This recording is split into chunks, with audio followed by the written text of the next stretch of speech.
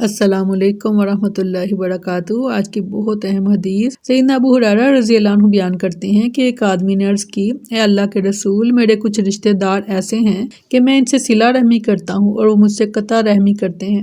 میں ان کے ساتھ احسان کرتا ہوں اور وہ مجھ سے بدسلوکی کرتے ہیں۔ میں ان سے حلم اور بردباری سے پیش آتا ہوں اور وہ مجھ سے جہالت والا معاملہ کرتے ہیں۔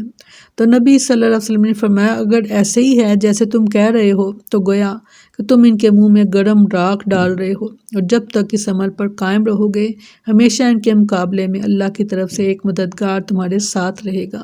مسلم کی روایت ہے 2558۔ سیدنا مغیرہ بن شعبہ رضی اللہ عنہ بیان کرتے ہیں کہ نبی صلی اللہ علیہ وسلم نے فرمایا کہ بے شک اللہ نے تم پر ماؤں کی نافرمانی کو، ضرورت کے موقع پر خرچ نہ کرنے اور بغیر ضرورت کے سوال کرنے کو، نیز لڑکیوں کے زندہ درگور کرنے کو حرام کیا ہے، اور فضول بحث اور گفتگو کو، کثرت سوال کو اور مال کے ضائع کرنے کو تمہارے لیے ناپسند کیا ہے۔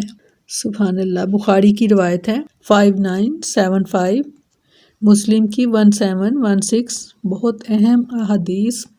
اللہ تعالیٰ ہمیں ان پر عمل کرنے کی توفیق عطا فرمائے، آمین۔ السلام علیکم ورحمۃ اللہ وبرکاتہ۔